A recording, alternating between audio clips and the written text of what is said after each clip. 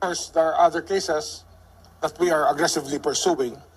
And yung hinog na, di ba sinabi ko naman nung araw pa, a few months ago, sabi ko lalong iinit sa tag-init, painit nga ng painit, di ba? Marami pa tayong pwede pag-usapan kasi nga, kahapon I believe that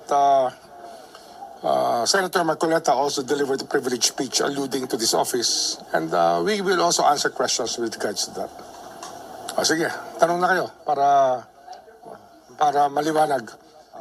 Doon po sa binabanggit nyo na sabi nyo nga iinit sa lalong iinit sa tag-init. Nangyari? Sino na ho ba ang maiinitan ngayong tag-init?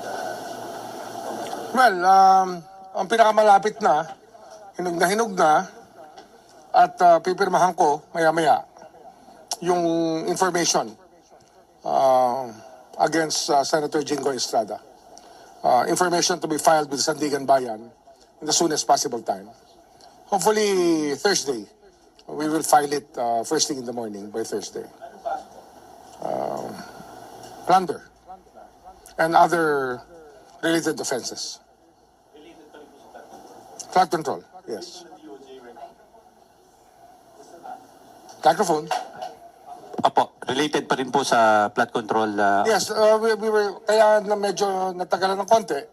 Nung binasa namin yung DOJ resolution, meron kami nakitang kailangan ng corrections. Kaya ayaw namin mag-file ng information na hindi pulido. Pinulido lang namin, kaya inabot pa ng mahigit sa linggo na pinag-aaralan at inaayos yung mga dapat ayusin para mas malinaw yung kasong ilalahad natin sa Sandigan Bayan. May co-accuse po dito si Senator Jinggoy, Ombudsman? Meron, pero ang iba sa kanila kasi mga state witness na eh. Mga nakuha na natin na bigyan ng proteksyon ng batas sapagkat kailangan yung kanilang testimonya para magkatuloy-tuloy ang mga kasong ito.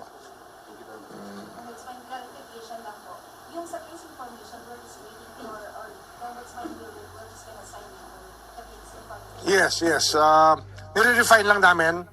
Alam nyo, sinasabi ko nga lagi, when I came into this office, gusto namin, pulito ang kaso. Tsaka gusto namin, pag final namin yung kaso, yung ebidensya, hawak na namin lahat. Wala kaming kakapain na. Talagang dire-diretso natin ilalahad yan. Kasi ang problema nga, historically, sa cases ng ombudsman sa Sandigan Bayan, marami inaabot ng 15 taon kasi nga, nagkakaroon ng problema sa ebidensya at saka sa mga dilatory tactics. Kaya iniuna namin yung ebidensyang ilalahad namin para pag nag-file kami, ready na kami. At malamang, hingin namin dito continuous trial para mailatag namin ang kaso in less than 1 year. At least for these cases na mahalaga sa taong bayan.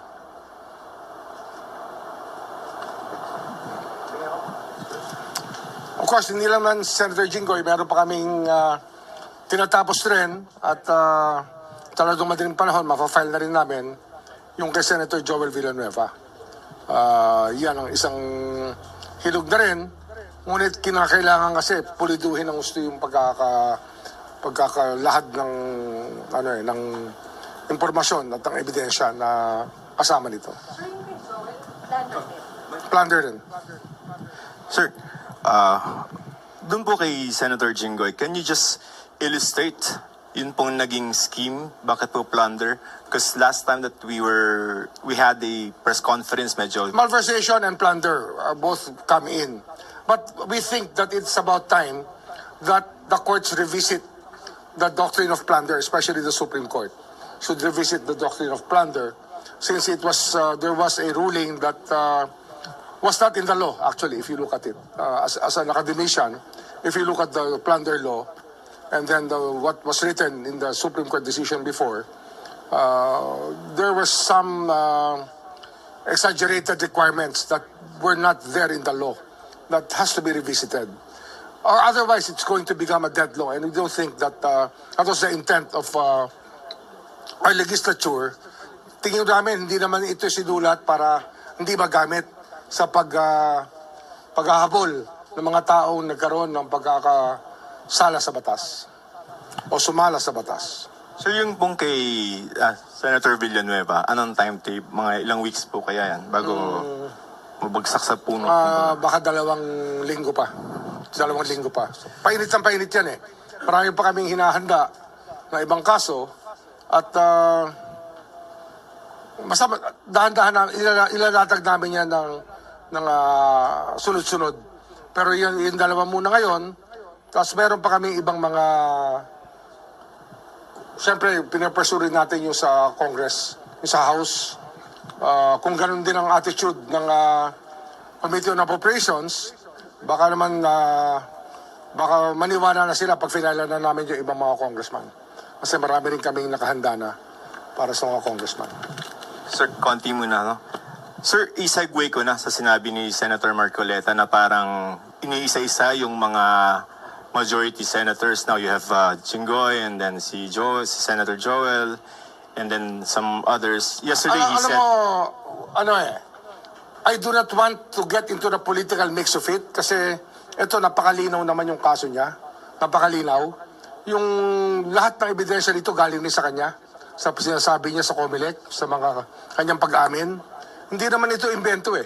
Pati kayo, alam niyo yan. Yung mga footages niyan, napanood niyo lahat yan sa Net25 at sa iba't iba pa mga istasyon kung saan sinasabi niya nga na ginastos niya pa nga yung pera eh. Ginastos niya. Di ba? Inangkin niya, ginastos niya at tila walang pag-aalinlangan sa kanyang gawain. Pero ito, papasok talaga sa batas. Papasok siya. With sa regard batas. to the other senators. Plunder din yan. That's true with regard to the other senators, sir, yung sa majority, si Senator Jinggoy, Senator Joel, and mga iba pa na in the future. Baka sinasabi... Meron pa kami mga pinag-aaralan na mabibigat na kaso. Hindi kasi madaling maglatag ng kaso, tandaan nyo yan. Pag ang kalaban mo, maraming pera, tapos may kapangyarihan, at matagal na nandyan, hindi madali. Ito talaga, dinadahan-dahan namin, iniingatan namin ang pagkalap ng ebidensya sapagkat one shot lang to eh. Hindi mo naman pwedeng araw-arawin yan. Mabibigat na tao yan. Hindi naman to, mga ordinaryong mamamayan. Ito talaga mabibigat na tao. Mabibigat na tao. Pero sir, hindi sila sinisingle out yung majority. Hindi nyo pinapahiran. Hindi. Ano yan? Ang trabaho ng ombudsman, lahat eh. Ngayon, marami ako pinirmahan ng preventive suspension sa mga mayors. Andyan, Odo Dante ngayon. Pinirmahan ko rin sa mga mayors within the whole country. Marami kami pinirpursue na kaso dito. Kaya lang, syempre, ang public interest naririto sa flood control at sa nangyayari sa bansa at nangyayari sa Senado at sa Kongreso. Sige mo naman sa akin, sir. Ombudsman Mal Gonzales po, DZRH. Kung si Senador Jinggoy Estrada ay masasampan na by Thursday and after 2 weeks kay Senator Joel Villanueva naman, how about isa rin ho dun sa inabangan ng publiko ay yung pagsasampa rin ng kaso kay dating Speaker Martin Romualdez? Any update on that? Nandiyan na yan. Meron na kaming 2 pang kasong hinahanda tungkol dyan. Meron kaming isa pang money laundering case na mabigat. At of course, yung the grandest case of them all, itong pinakamabigat na kaso dyan, the conspiracy to defraud the treasury. Yun talaga yan, sa pamamagitan ng budget. Hindi madali ilatag yan. So we're being very careful about every premise that we make. Kasi first time to gagawin sa kasaysayan ng Pilipinas na magkakaroon tayo ng ganitong klaseng kaso. May timetable na ho tayo. Wala kaming timetable dyan. Basta yung big case kasi, hindi mo pwede lagyan ng timetable yan. Kinakalap namin ang ebidensya yan. Binubuo namin sa araw-araw. Kaya we're here every day. We just go to work every day. And marami naman, it's bearing fruit. Marami naman kami nakukuha ng ebidensya. Kaya lang, nung araw kasi, pwede mag-file lang kaso, press con, tapos na. Tapos malalaman mo, 15 taon na wala pang nangyayari. Hindi po ganun ang ating sistema dito. Sa atin, gusto natin matapos to in the soonest possible time. Kung pwede nga, kung talagang ang korte ay magiging reasonable, dapat yan, hindi aabot ng 2 taon yan. May judgment na yan eh. Kung kami hindi abutin ng 1 taon, dapat ang depensa hindi rin abutin ng 1 taon. Kung sabihin nun, 2 taon yan, mayroon na dapat resulta yan. Ganun dapat ang kaso sa husgado. Kaya hindi sanay ang tao dyan. Sanay tayo, okay, file mo. Kasi, di ba, matagal naman ma-dismiss ang kaso. Hindi ho dapat ganun. Kasi ang lugi dyan taong bayan. Hindi na natin nakukuha yung pera, napapanis na yung mga kailangang makuha dapat, at nasasayang ang mga resources na dapat nakukuha natin para sa bayan. Last na lang po. May masasabi na po ba tayo this early na co-accused ni dating speaker doon sa kasong ipapalit? Marami siyang co-accused. Huwag muna natin pag-usapan. Basta marami siyang co-accused dito. Thank you. Yung in relation to this, no? Actually, yung hard stance ng House sa Romualdez cases yan. Kasi pinapasampiran namin yung records ng small committee at the Committee on Appropriations at ayaw nila ibigay. Yan ang sinasabi ko. Kaya, hindi madali eh. Sinasabi ko nga sa inyo yun, hindi madali yung aming gawain dito, pero hindi namin inaatrasan yan kahit sino pa. Wala kami atrasan. Sir, Gwen po. Dito po. Gwen po from PCIJ. Sir, I understand you said it's hard to set a timetable on the filing of charges, but last April you said that plunder charges are expected to be filed against Senator Escudero and former Speaker Martin Romualdez. Sir, we're onti na lang po before Ito May yan, ends. this is Matutuloy it. po ba yun? Hindi, this is it eh. Ito yung kasong yung sinasabi namin. It's the grand case. Kaya, probably, we thought it easier before. But as days go by, we know how obstinacy can block everything. And right now, they're being obstinate in the House, even for the records of the proceedings. Ganun lang to. Ito yung mga hadlang na ating ino-overcome. At alam ko naman makukuha pa rin natin yan. Kaya lang, hindi nila ginagawang madali yung trabaho namin. Pinapahirapan kami, pero kasama yan sa sinumpaan naming tungkulin. At hindi kami na hindi kami na hihinaan ng loob. So, hindi po matutuloy this May? Wag na natin sabihin yung panahon. Basta ginahanda namin yan, darating tayo dyan. Sir, last, is the Ombudsman also considering requesting files from, congressmen who have claimed that they have files on insertions or have actually stated in public, may figures po sila minsan Hindi, sa sinasabi insertions? mo kasi, yung tungkol naman kay Leviste, di ba? Or meron din po ibang lawmakers na Hindi, they claim to kukunin know. namin. Sige, oo. I think that Toby Chanko, did he volunteer files? Oh, Toby Chanko volunteered files. Oh, lahat yan, kinukuha namin lahat yan. And those who can contribute, welcome po yan. Basta magagamit namin sa kaso. Thank you po.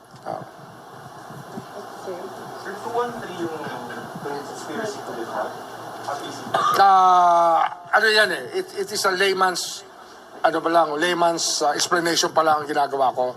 Wala pa tayong technical. The technical things about what specific provision and the terms that we will use to label the crime, that will come later. Sinasabi lang namin, that's the big case na kinakailangan matapos. Conspiracy yan eh. It's only a description of what we are trying to put together. Sir, good afternoon. On yung budget, kasi sir, di ba, as lawmakers, the job is to propose amendments to the submitted budget of Yes, the of course, President. of course. So how do you distinguish a legitimate proposal for amendment and when does it reach the level of being a crime already?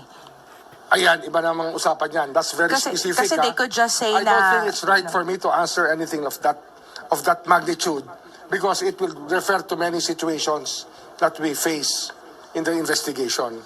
Kaya yung conspiracy to defraud comes in different phases and different parts of the narration. Kaya hindi ho natin pwedeng sabihin kagad na ito yan. Hindi po. Binubuo natin lahat yan para magtugma-tugma lahat ng bagay. Sir, part ba nung difficulty is because proposing an amendment on the part of the lawmaker is not per se a Hindi, crime? pwede yan. Alam mo yan, may period of amendments yan sa rules. Meron yan. ang hinahanap mo rito, yung amendments na wala man sa record na Okay. yung yung in-insert wala sa ka lang record, sa loob ng final version ng budget. Mga amendments na hindi kasama sa plenary deliberation, pero bigla na lang nagbago, nagmilagro. O, yung small committee nga Kaya nga, ito yung tinatanong mo Ngayon, they're trying to stop us from getting the information. But I told you about that already this morning. The first thing that I told you about was this one. The hardliners who do not want us to get into the bottom of things. At marami dyan nasa house ngayon. Okay, sir. 25, 24, yes. Sir, on another topic lang. Sir, I understand ongoing yung investigation on the Senate shooting incident. Yes. Meron na po ba tayong nakikitang liability on the part of the senators? Given I wrote this- merong public I wrote pronouncements the Senate also of President. helping the Na-alarm Senator kasi De La ako, Rosa. na-alarm ako. Nung nakita ko si Aplaska na still talking on media and still parang holding office somewhere there. So I wrote Senator Cayetano about enforcing the preventive suspension given by this office. And we have not yet received a reply from the Senate President, but we expect one. Kasi nga, we will know if he is complying with our order or not. Kasi ano yan he was acting Sergeant at Arms of the Senate, but he is the Sergeant at Arms of the Commissioner on Appointments. Baka gusto nila magpiloso po, ibahin pa nila yung usapan. Isa lang yan. Kung anong posisyon niya na hinahawakan, preventively suspended po siya. On the part of the senator, sir, kasi may mga public pronouncements na katulad ni Senator Padilla na kasama niyang umalis si Senator Bato Kasama sa yan Senate sa inaano natin. Meron po ba kayo nakikitang liability? When will the panel meet about this? Yung panel natin? They're actually interviewing members of the media. Nagsimula na Nagsisimula na naman yung panel natin to investigate it. Si Aplaska, isasampina natin yan. Ma-file natin ang sampina. In the next 5 to 10 days, he will be asked to explain. Sir, so wala pa sir sa pina kay Aplaska? Wala pa akong alam kasi ako naman ang paperman noon pag gano'n inako ko na yung pagpirma ng mga sampina para walang magrereklamo na kung na ang dami-dami sampina nagagaling kung kani-kanino sa loob ng opisina ng ombudsman. Inako ko na, ako na lang gagawa. Ako pipirma, pag mataas ang posisyon, ako pipirma. So sir, ang nasa pina pa lang so far are members of the media, would that be correct? Invitations muna. Hindi naman sampina lahat Mostly invitations, no? Invitations pa lang naman. Yung sampina only for those who will not cooperate. Okay. Sir, may timeline po when do we expect the resolution of the Senate? I do not want to stick to any timelines. It's traumatic for all of us. So wag na natin tanongin yan. Don't ask that question anymore. Kaya wala na tayong timelines. We will not talk about timelines. But sir, dun sa investigation niyo po on the Senate incident, kasama rin po ba yung mga public pronouncements sa press conferences ng mga senador? Kasama lahat yan. Yung nasa Facebook live nila? Kasama lahat yan. You are under attack at lahat. We will get to the bottom of it and we will come up with the truth kung ano nakita namin totoo. Okay, sir. Okay. Sir, yung kay, Senator Joel Villanueva, sabi niyo po in 2 weeks, ano po yung basis nun? DOJ recommendation din po ba yun? Or is it with the Ombudsman? DOJ recommendation, but we're not adopting the DOJ recommendation in toto because we view it differently. Diba? Kaya nga we delegated to them, but we are not hard bound to agree with their findings. We can still change the findings if we think that it has to be changed. Tsaka sabay naman, ginagawa rin namin yan. We just let them do it because we started there nung SOJ pa ako. Kaya lang, gumawa na rin kami ng investigation dito. Thank you, sir. Mike. Okay. Sir, kung di ako nagkakamali nung mga unang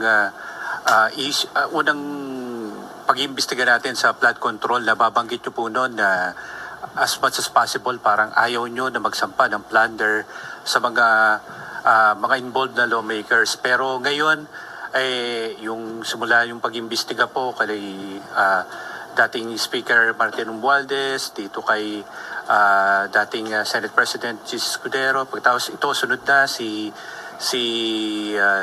Senator Jinggoy, pagkatapos si Joel. Senator Villanueva. Ngayon, plunder na po yung isasampa natin. Ano yung kasi yan? Anong naging dahilan bakit? Hindi, ito yan. Ang unang tingin natin kasi, parang naging imposible to prosecute plunder. Kasi nga, lahat ng ruling ng Supreme Court, ina-acquit lahat ng tao sa iba't ibang dahilan. Di ba? Parang nangyari na yan. Pero about thinking about it again, and looking at the body of law that we have, we really can make a case for plunder. At dapat wag lang matakot kasi sometimes there are really bad decisions written by certain justices. And that can be overturned by the court. Yun lang ang ating change of attitude, is that we are hoping that the Supreme Court, of course, and Sandigan Bayan will look at it from a perspective of, from a very objective perspective na kung paano talaga nagko-constitute ng crime ng plunder. Kasi, nagkaroon nga ng ibang pag-i-interpret na parang para lamang maka-acquit ng tao na hindi naman dapat ma-acquit. Yan nangyari. Okay. So, ngayon po, kumpiyansa kayo dito sa mga... Tingin ko naman ang court system natin is very much aware of what we are up against. At alam nila that we have to work together to be able to solve this problem of corruption in the country. And they're the most vital cog of all when it comes to this. Sila yung gagawa ng desisyon di ba? So, last na lang po sa akin, sir. We're not giving up on the courts. I think that the courts deserve a chance to really vindicate itself also, di ba? To vindicate itself. So, ilang senador pa po yung masasampahan ng plunder? Marami pang ibang kaso. Hindi ko alam kung yung tatlo pa plunder na ipa-file namin. Hindi pa namin alam. I think there are at least 3 more senators. So, Cheese, Villanueva, Estrada, may tatlo pa po. Marcoleta, Tapos meron pang tatlo pa. may tatlo pa. Oh. 3, 4 pa. So, 7 po ang mawawala sa Senado. Ha? So, Wala akong kung majority minority Pare-pareho lang sa akin yan so most likely po ngayong taon, mga 7 yung makukulong na senador? Nakakukulong o hindi makukulong, hindi ko muna sasagutin. Ang darating tayo dyan. Okay. Hindi ko naman alam mo, pag tinanong ako tungkol sa makukulong, hindi ko gustong magpakulong ng tao. Kaya lang, wala tayong choice minsan, di ba? Pero kung merong way out, namitin natin yung way out. Sinasabi ko yan. Yung restitution, bukas pa yan. Bukas pa yung restitution. Kasi ito lang, di ba? The cellphone analogy. Pag dinakawan ka ng cellphone at tinawagan ka ng pulis, di ba? Sabi sa'yo, nahuli na namin yung nagnakaw. Ang hahanapin mo, cellphone mo. Pagdating mo sa presinto, di ba? Pag nakita mo yung telepono mo, gusto mo na umuwi. Ayaw mo na magdemanda. Ganon din naman tayong lahat Tao lang tayo Di ba? Kaya sabi ko, restitution is always open. We can always talk about it and we can always agree if people are reasonable. Sir, pwede sututok ko lang yung tanong niya. Ay, statement po niya. Kung itong mga senador na ito, magsasauli. Tapos na po. Possible yan. Basta yung yung pinag-uusapan na halaga, walang tawaran. Walang pinag-uusapan na halaga rito. Hindi tayo magtatawaran dito. Isoli yung dapat isoli. Di ba? Okay? Sir, konti lang. Sir, would you, Sir Joseph sa harapan? Sir, sorry I must have missed sa earlier statement nyo. If pipirmahan, ba't hindi pa ngayon, sir, hindi naman sa nagmamadali, no? Pero kung ready na for your signature, ba't hindi po today and what you have to... Tingnan pa namin Kasi, you just have to be deliberate about it. Hindi pwedeng meron kang konti error na nakita na dapat ginawa ko pala yun. Walang sisihan dito Kaya dapat ito, hinog talaga. Okay. Sir, I don't know if tama yung tally ko ng mga ng mga cases. May mga 9 ba? Would you confirm na mga around 9 senators that you're investigating? Probably Around 9 to 10. Okay. Sir, I understand that si Senator Escudero filed his counter affidavit last Friday. Hindi ko pa alam yun I'm not in the... I don't hold the panel. I don't go down... I don't go to that level kasi sa dami na aming hinahawakan. Ayoko mag-micromanage ng kahit anong bagay. I don't want to micromanage anything. Sir, for soundbite lang, kasi galing kami sa Ombudsman, may hearing to apply, Sandigan, to file for a PHDO. PHDO kay Senator Marcoleta. Why do you think that the Sandigan Bayan should issue a PHDO against I will him? not, I don't want to discuss it here. I think our lawyers have discussed it with the Sandigan Bayan. Okay, thank you, sir.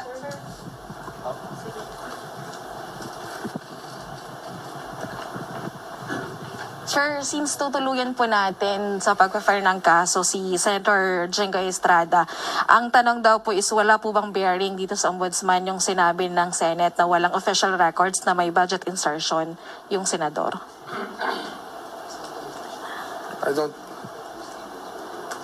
I cannot answer that question. It's not clear to me what you really want from the question. Kasi may findings daw po from the Senate na wala namang official records ng budget insertion si Senator Jinggoy. Well, it's a communication. Internal nila yan. Wala ko ano dyan. Okay po. And doon po sa tatlo pang senador na fa-file natin ng kaso, ano pong particular na cases? No, kaya nga, hindi ko sinasabi kung sino, tsaka kung ano. Saka na yan. Darating tayo ron. Okay po. Alam Okay nila po. yan. Alam nila yan na meron sila. Oh. Thank you, Ombudsman. Sir, yung kay Senator Marcoleta lang po. Kasi yung nakalagay na complaint ay for plunder. Meron pong mga nagtataka, why plunder? Ano po? Kasi Why not? Why not plunder? it was a donation daw No, po. why not plunder? Hindi, kasi, Hindi ano daw yan? po public funds. Hindi, I will not so- discuss the technicalities. But why not plunder? Okay, sir. Thank you po. Okay? Thank you. Marami na kayo istorya niya.